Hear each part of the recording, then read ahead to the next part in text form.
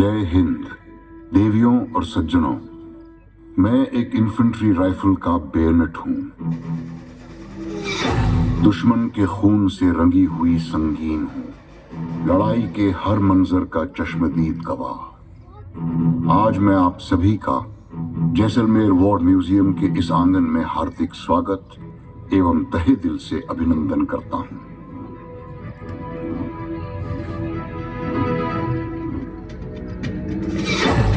एक बेयनेट युद्ध के समय सैनिक की राइफल की शान माना जाता है, क्योंकि मैं हमेशा राइफल की बैरल के आगे होता हूं। मैंने युद्ध को सबसे करीब से देखा है और इसी कारण मुझे इस स्वर्ण नगरी के युद्ध संग्रहालय के बीचों बीच स्थापित किया गया है, ताकि आने वाली पीढ़ियों को जांबाज सैनिकों के अद्भुत शौर्य की गाथाओं का आंखों देखा मंजर बयान कर सकूं।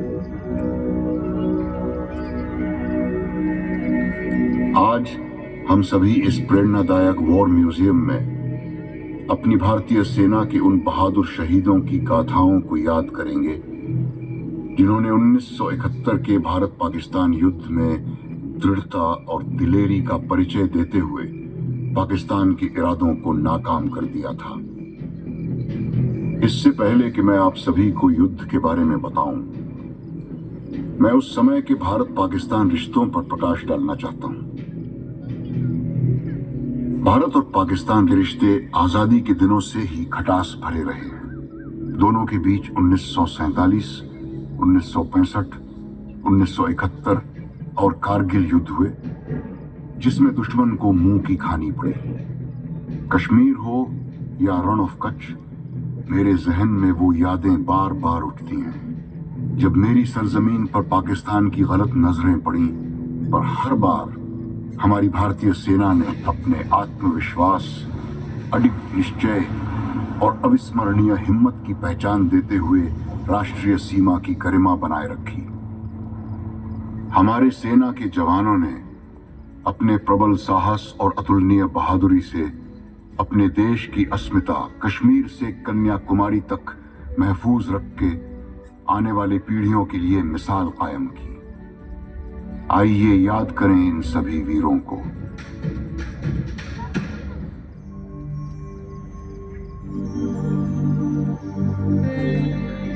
होती हैं आजाद कौमें सर कटा देने के बाद, खौफ दिल से एकदम बिल्कुल हटा देने के बाद। वेद में लिखा यही लिखा कुरान में, वेद में लिखा यही लिखा कुरान में, होती हैं आजाद कौमें सर कटा देने के बाद।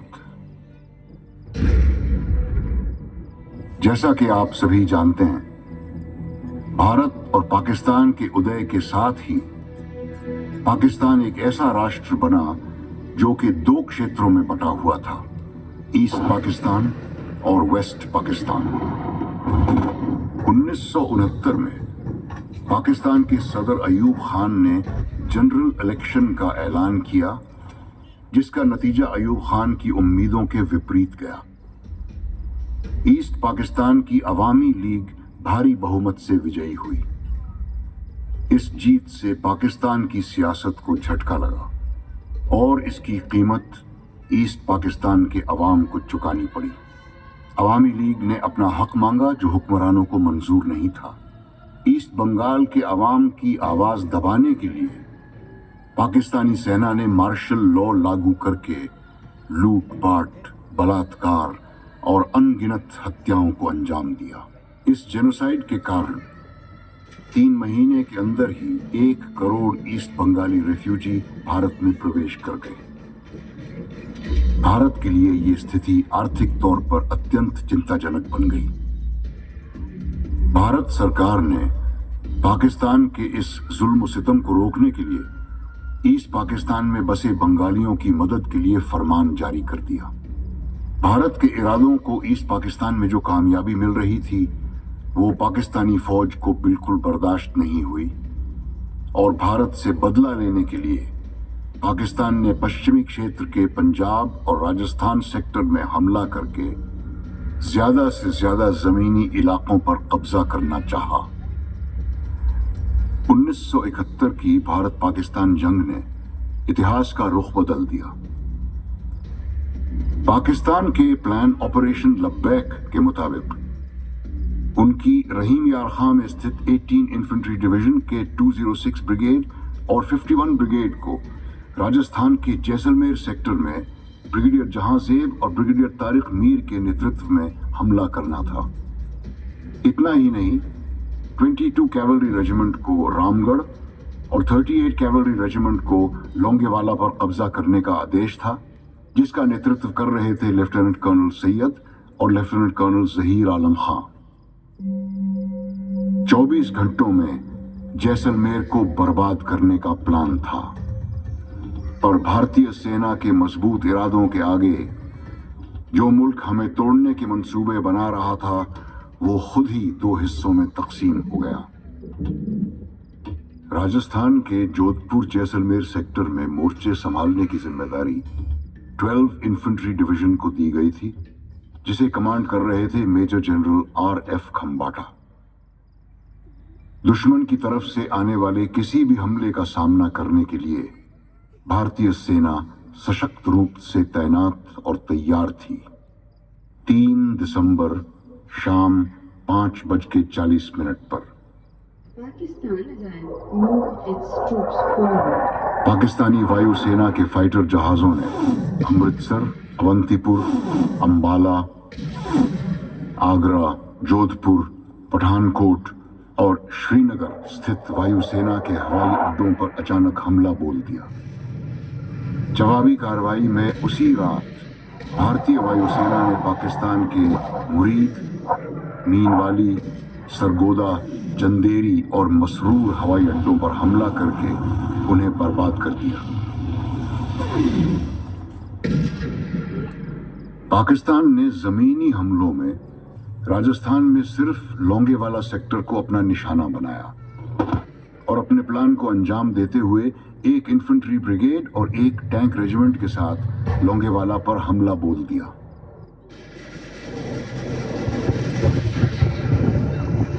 4 दिसंबर 1971 को भारतीय सेना ने जवाबी कार्रवाई में पाकिस्तानी इलाके में इस्लामगढ़ पर भारतीय तिरंगा फहराया। लोंगेवाला की दास्तान प्रतीक है उन वीर जवानों की कुर्बानियों का जो लोंगेवाला की आन बान और शान के लिए लड़े और जिन्होंने इस देश के लिए अपना सब कुछ न्यौछावर किया। मेरे दिलो दिमाग में आज भी 1971 की शहादतों के वो मंजर रह रह कर उभरते हैं। जो वीरता मेरे वीरों ने लोंगेवाला में दिखाई, उसका स्मरण कर मैं आज भी भावुक होता हूं। बहादुरी, जज्बे और शहादत की एक अनूठी दास्तान, कभी न मिटने वाले निशान जिन पर आने वाली नस्लें अपनी मंजिल तलाशेंगी। जिंदगी के सफर के कुछ पन्ने यादगार होते हैं, कुछ सुनहरे और कुछ जिनसे न मिटने वाली यादें जुड़ी होती हैं। आइए आप सभी को एक ऐसी ही अमर गाथा सुनाते हैं। लोंगेवाला पोस्ट दुश्मन के जैसलमेर, जोधपुर और आगे तक पहुंचने के रास्ते में एक अहम कम्युनिकेशन सेंटर है। इसी वजह से दुश्मन की नजर हमेशा इस पर रही है। रेत के टीलों के कारण बॉर्डर पार करना मुमकिन हो जाता है और मुझे इस बात का बखूबी एहसास है। दुश्मन के मेरी तरफ बढ़ते इरादों को भांपते हुए और बदलती परिस्थितियों को देखते हुए इस इलाके में मौजूद 23 पंजाब रेजिमेंट की अल्फा कंपनी को लोंगेवाला की सुरक्षा की जिम्मेदारी दी गई। कंपनी ने लोंगेवाला में पाकिस्तानी सेना के आने वाले सैलाब को रोकने के लिए डिफेंस इख्तियार करने शुरू कर दिए। दुश्मन अपने पूरे लोहे के साथ आया था, लेकिन 23 पंजाब की तैयारी मजबूत थी। आइए चलें लोंगेवाला, जहां 120 जवानों की टुकड़ी का नेतृत्व कर रहे हैं मेजर कुलदीप सिंह चांदपुरी। पोस्ट लोंगेवाला 4 दिसंबर 1971 शाम 6 बजे। मेजर चांदपुरी साहब, कमांड हेडक्वार्टर से फोन है। पाकिस्तानी दुश्मनों ने हमला बोल दिया है। धर्मवीर, मैं चाहता हूं कि जब तक हम यहाँ डिफेंस इख्तियार करें, आप अपनी एक पैट्रोलिंग आप दुश्मन की हरकत की खबर मुझे जल्द से जल्द दें। बिल्कुल सर। भैरव सिंह, तुम आसपास के गांवों को खाली करो और गांव वालों को सुरक्षित पीछे ले जाओ। जी सर। जवानों को अलर्ट करो और पोस्ट की हिफाजत की लड़ाई के लिए उन्हें तैयार करो। जी साहब। 5 दिसंबर 1971 की रात 2 बजे दुश्मन की मीडियम गनों ने पोस्ट पर भारी गोलाबारी शुरू कर दी। अब साफ हो गया कि दुश्मन का मुख्य हमला लौंगेवाला पोस्ट पर ही होना है। उस रात पेट्रोल से आई report. Alpha to Alpha 1, Alpha to Alpha 1. This is Major John Puri here. Go ahead, over.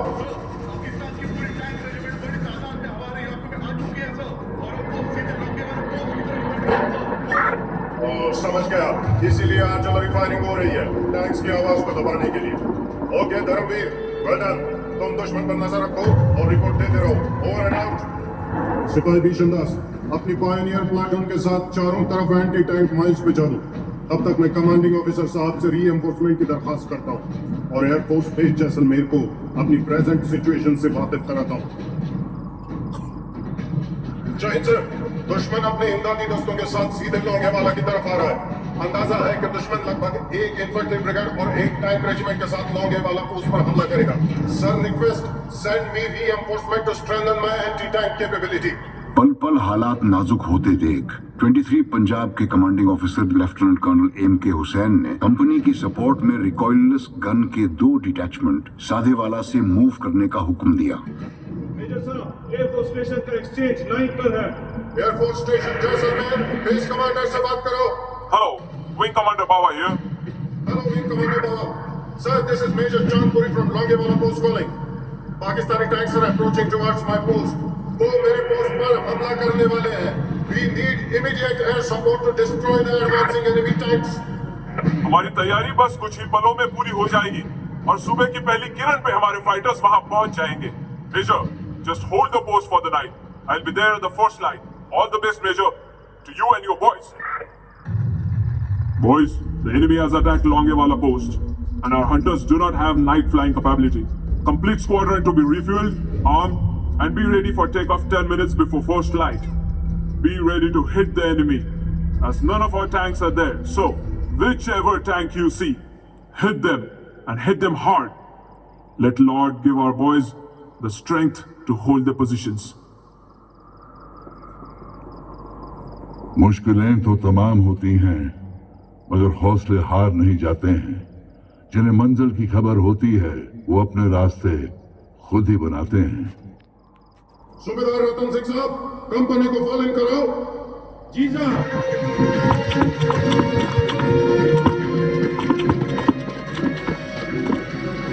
Alpha company के वीर जवानों, आज की रात इम्तिहान की रात है। दुश्मन सामने खड़ा है और सुबह होते ही इंडियन एयरफोर्स हमारे सपोर्ट के लिए जल्द आ जाएगी। आप लोग 120 हैं और दुश्मन की एक पूरी टैंक रेजिमेंट। याद करो गुरु गोविंद के वचन, हर एक सिख 1.25 लाख के बराबर है। आज हर जवान दुश्मन के 20 जवानों पर भारी पड़ेगा और इस पोस्ट की हिफाजत में डटा रहेगा।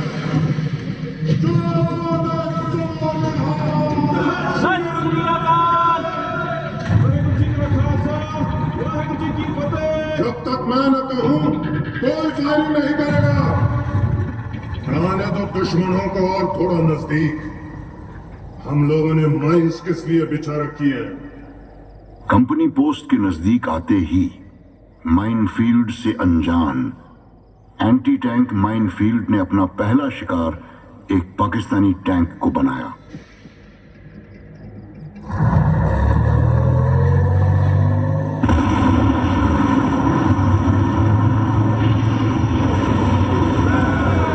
टैंक अटैक को रोकने की पहली सफलता मिल चुकी थी।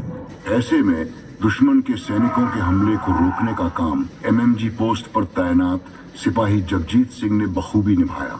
घमासान लड़ाई में दुश्मन के इरादों को नाकाम करते हुए उनको वीर गति प्राप्त हुई और उनके इस सर्वोच्च बलिदान के लिए उन्हें वीर चक्र से सम्मानित किया गया।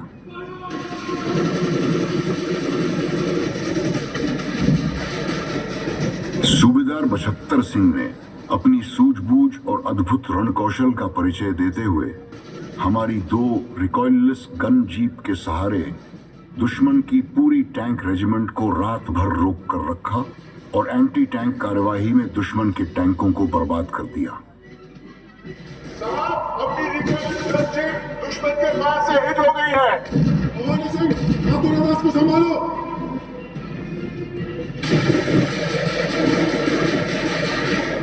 मेजर साहब, पाकिस्तानी पेट्रोल का एक सिपाही हमारी पोस्ट की खबर हासिल करने की कोशिश कर रहा था, हमने उसे पकड़ लिया।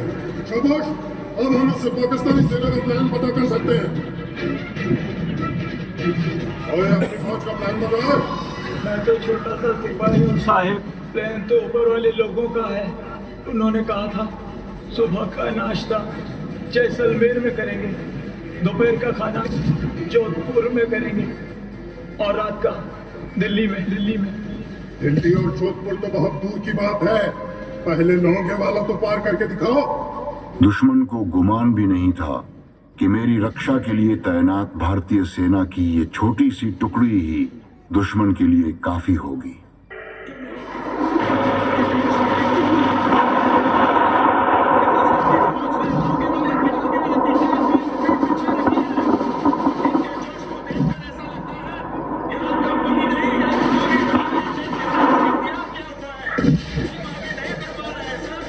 इस लड़ाई के दौरान राणोतार की एडवांस लैंडिंग ग्राउंड से आर्टिलरी के मेजर आत्मा सिंह और कैप्टन पीपीएस सांघा ने अपने क्रूशक विमान से मुश्किल परिस्थितियों में उड़ान भरी और दुश्मन की हर हरकत पर नजर रखते हुए एयर ऑपरेटिंग पोस्ट से एयरफोर्स स्टेशन जैसलमेर को लगातार ग्राउंड टारगेट की जानकारी देते रहे।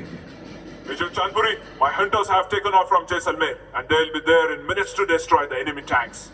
Thank you sir. शाबाश जवानों, आपने रात भर दुश्मन को रोके रखा। अब कुछ ही देर में एयरफोर्स हमारी मदद के लिए पहुंच ही जाएगी। अपनी अपनी पोस्ट में डटे रहो। जो बोले सो निहाल।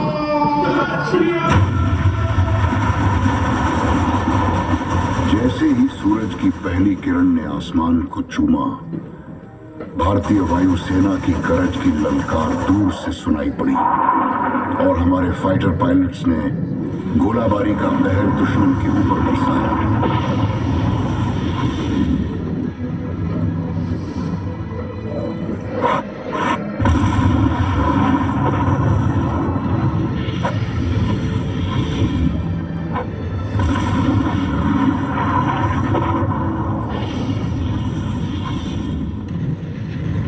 पाकिस्तानी टैंक भारतीय वायुसेना के फाइटर जहाजों के लिए महज एक मामूली टारगेट की तरह प्रतीत हुए।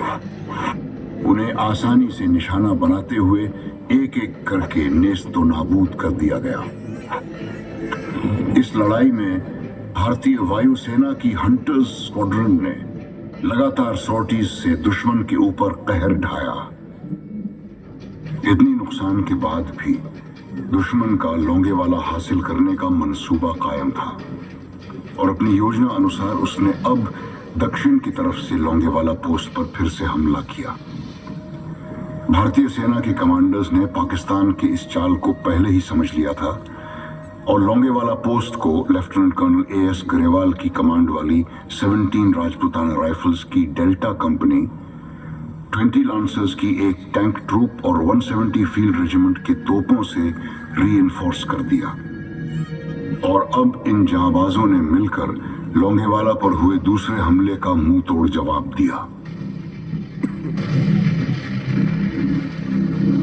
20 लांसर्स के ट्रूप लीडर दफेदार हरबीर सिंह ने अपनी जान की परवाह न करते हुए अकेले ही दुश्मन के 2 टैंक बर्बाद कर उनका